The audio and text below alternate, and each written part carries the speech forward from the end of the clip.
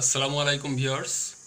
আজ বরাবরের মতো আমি চলে আসলাম আমার ইউটিউব চ্যানেল টাস অ্যান্ড লার্ন। আজ আমি ক্লাস 9 এবং 10-এর গণিতের একটা চ্যাপ্টার পড়াবো, সেটা হচ্ছে সূচক ও লগারিদম। আমরা জানি সূচক ও লগারিদম থেকে একটা সেট কোশ্চেন আসে এবং এই পুরো অধ্যায়ে আমরা ধীরে ধীরে শিখব। প্রথমে আমরা সূচকের অধ্যায়গুলো শিখব এবং সূচকের সূত্রগুলো শিখব এবং প্রত্যেকটা ম্যাথই আমরা এখান থেকে শিখব আস্তে আস্তে। তারপরে লগারিদম চ্যাপ্টারটা শিখব। তো ফার্স্ট অফ অল আমি সূত্রতে চলে গেলাম। সূচকের যদি এ সদস্য আর, অর্থাৎ আর মানে হচ্ছে বাস্তব সংখ্যার সেট, বাস্তব সংখ্যার সেটের সদস্য যদি এ হয় এবং সেখানে যদি এন যদি হয় স্বাভাবিক সংখ্যার সেট, তাহলে সূত্রগুলো কিভাবে আসবে দেখা যাক। আমরা প্রথম হচ্ছে a to the power 1 equal to 1, a to the power 1 equal to a. আমরা যে কোনো জিনিস যদি এখানে দিই এক্স টু দি পাওয়ার 1, তাহলে তার মান হবে এক্স। তারপরে হচ্ছে a to the power n plus 1, এটাকে আমি যদি এরকম ইনটু আকারে লিখতে চাই, তাহলে আমরা লিখতে পারবো a to the power n into a. এখানে এ টু দি পাওয়ার 1 কিন্তু আছে, আর এ টু দি পাওয়ার 1 মানে আমরা জানি already, A to the power 1 মানে হচ্ছে এ। দেন 2 নম্বর সূত্রটা হচ্ছে a to the power m into a to the power n. এটাকে যদি আমি গুণ করি, তাহলে এর বেসটাকে একটা রেখে, বেস মানে ভিত্তিকে এক রেখে এর যে পাওয়ারটা আছে পাওয়ারটার যোগ হবে, অর্থাৎ a to the power m plus n. তাহলে আমরা আবারও সূত্রটা দেখে নিই। A to the power m into a to the power n equal to a to the power m plus n. এটা হচ্ছে গুণের সূত্র ছিল। 3 নম্বর সূত্রটা হচ্ছে a to the power M ভাগ এ টু দি পাওয়ার এন। এটা হচ্ছে ভাগের সূত্র। আমরা খেয়াল করব যে আমরা বেস একই রাখলাম, বেসটা একই রাখলাম এবং বেসটা একই রাখার পরে আমার যে পাওয়ার আছে উপরেরটার পাওয়ারের ক্ষেত্রে প্লাস হলো, এবং নিচ থেকে যদি কোনো পাওয়ার উপরে উঠায় তাহলে সেক্ষেত্রে মাইনাস হবে। সুতরাং আমার এসে দাঁড়ালো a to the power m by a to the power n equal to a to the power m minus n. একটু বলা দরকার, যেখানে এ ইকুয়াল টু 0, অর্থাৎ বেস যদি 0 হয় তাহলে কিন্তু এই ফর্মুলাটা খাটবে না, এবং অবশ্যই সেখানে এম গ্রেটার দ্যান এন হতে হবে, আর এম এন উভয়ই হতে হবে এন এর সদস্য, অর্থাৎ স্বাভাবিক সংখ্যার সেট হতে হবে। মানে এম এর মান স্বাভাবিকভাবে নর্মালভাবে আমরা জানি 1 2 3 এভাবে হতে হবে আর কি। ফর্মুলা নম্বর হচ্ছে 4, এ টু দি পাওয়ার এম, খেয়াল করবো তার হোল টু দি পাওয়ার আবার এন। সুতরাং আমরা দেখতে পারি এখানে একটা পাওয়ার আছে, এদের সব মিলে আর একটা পাওয়ার, এই পাওয়ারে দুইটা গুণ হবে, নর্মাল গুণ। তাহলে আমরা লিখতে পারি a to the power m whole to the power n equal to a to the power m into N.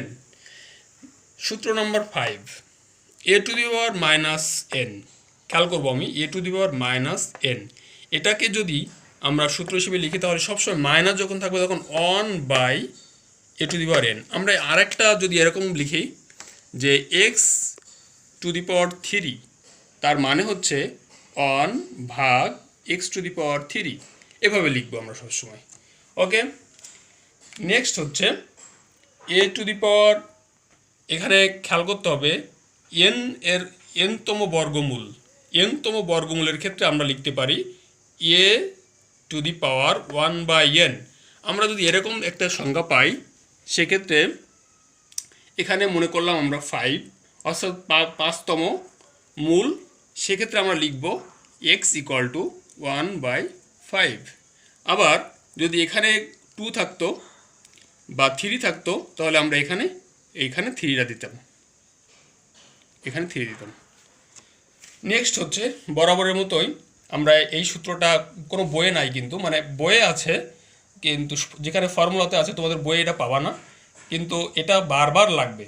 A to the power 0 equal to 1। কোনো কিছুর পাওয়ার যদি তোমার এরকম যে কোনো জিনিসের পাওয়ার যদি হয় ওয়াই টু দি পাওয়ার 0, মানে এর মান হচ্ছে 1। কোনো কিছুর পাওয়ার যদি 0 হয় তাহলে তার মান হচ্ছে 1। সুতরাং এই হচ্ছে সম্পূর্ণ সূত্র।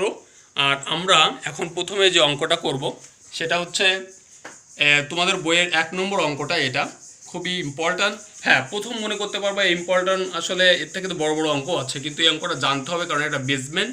আর এটাও জানলে তোমরা পরবর্তী ম্যাথ খুব জানতে পারবা, এবং বিশেষ করে এমসিকিউর জন্য এই ধরনের ম্যাথ খুব দরকার। তো দেখা যাচ্ছে এখানে আমার এটা হচ্ছে ভিত্তি, এটা হচ্ছে পাওয়ার, ঘাত বা পাওয়ার। আমরা প্রথমে উপর থেকে আমরা দুইটা একই ধরনের ভিত্তি রয়েছে, সুতরাং একটা ভিত্তি নিলাম 7, আর উপরের যে ঘাত বা পাওয়ারগুলো আছে ওটাকে আমি নর্মালভাবে যোগ করলাম 3, এখানে মাইনাস রয়েছে বিধায় এখানে মাইনাস দিলাম। নিচেই একই ধরনের 3, আর এখানে দেখা যাচ্ছে 1 রয়েছে, আর এই পাশে রয়েছে -4। সো এটাকে আমরা করব। এখানে দেখতে পাচ্ছি আমরা 3 উপরে হচ্ছে 7⁻0 ভাগ 3⁻³ তো আমরা জানি 7⁻0 মানে 1, এটা আমরা আগে শিখেছি, কোনো কিছু পাওয়ার 0 মানে হচ্ছে 1, আর এখানে হচ্ছে 1 কারণ আমরা এখানে মাইনাস রয়েছে তাহলে এটাকে নিচে দিয়ে 1/3³ ইকুয়াল টু হলো হচ্ছে কত, আমরা 1 ভাগ 1 হচ্ছে 27 ইকুয়াল টু আমরা লিখতে পারি, উপরে উঠে গেল এটাকে 27। তো আমার এটা অ্যান্সার হয়ে গেল, এটা হচ্ছে 27। বন্ধুরা আমি আবারও বলতে চাই অঙ্কটা, এখানে খেয়াল করব আমরা, এখানে ভিত্তি হচ্ছে একই, নিচেরটাকে ভিত্তি বলা হয়, উপরেরটাকে বলা হয় পাওয়ার বা ঘাত। আমরা যদি ভিত্তি একই থাকে তাহলে আমরা উপরের পাওয়ারটাকে এভাবে যোগ করতে পারি। এখানে ভিত্তি হচ্ছে 7 আর উপরে হচ্ছে 3 -3 আমরা এটাকে নিলাম। এখানে হচ্ছে 3 এর পাওয়ার রয়েছে 1, এখানে 3 পাওয়ার রয়েছে -4, সেক্ষেত্রে আমি 3 1 -4 ইকুয়াল টু 7।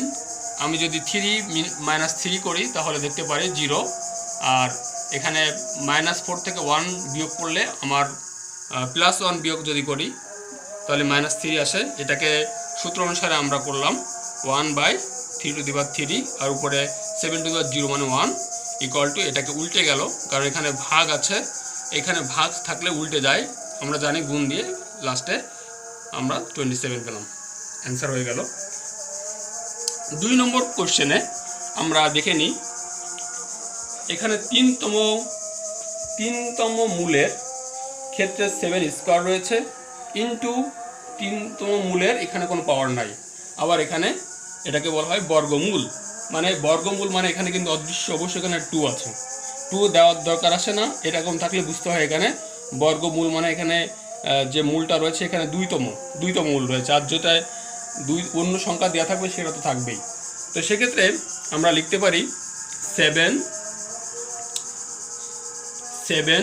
2/3 ইন্টু 7 1/3 ভাগ 7 1 ভাগ 2 ইকুয়াল টু আমরা লিখতে পারি, এখানে 7 একটা 7 নিলাম তাহলে উপরে আসে 2/3 প্লাস 1/3, নিচ থেকে যখন উপরে তুলব আমি তখন সেক্ষেত্রে আসবে মাইনাস, তাহলে -1/2 নিলাম। ওকে, 7 আমরা এখানে লসাগু করব, লসাগু হচ্ছে 3 এবং 2 লসাগু হচ্ছে 6, 3 দিয়ে ভাগ করলে আবার 2 আসে, 2 × 2 = 4, প্লাস এখান থেকে ভাগ করলে আসে 2, আর এখান থেকে ভাগ করলে 3, সো এখানে আসে কত 7, উপরে আসে হচ্ছে 6 - 3 ইকুয়াল টু কত আসে 3/6 ইকুয়াল টু আমরা লিখতে পারি 7 1/2, কারণ 3 আর 6 কেটে দিলাম, এটাকে এরকমভাবে আনসার লিখতে পারি, আবার যেহেতু এটা হাফ তার মানে এটাকে বর্গমূল আকারেও লিখতে পারি।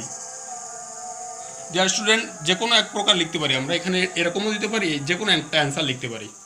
তো তোমরা এটা প্র্যাকটিস করো বাসায়, আর পরবর্তীতে আমি আবারও সিরিয়ালি সবগুলো ম্যাথই করবো ইনশাল্লাহ, তোমরা সাথে থাকবা।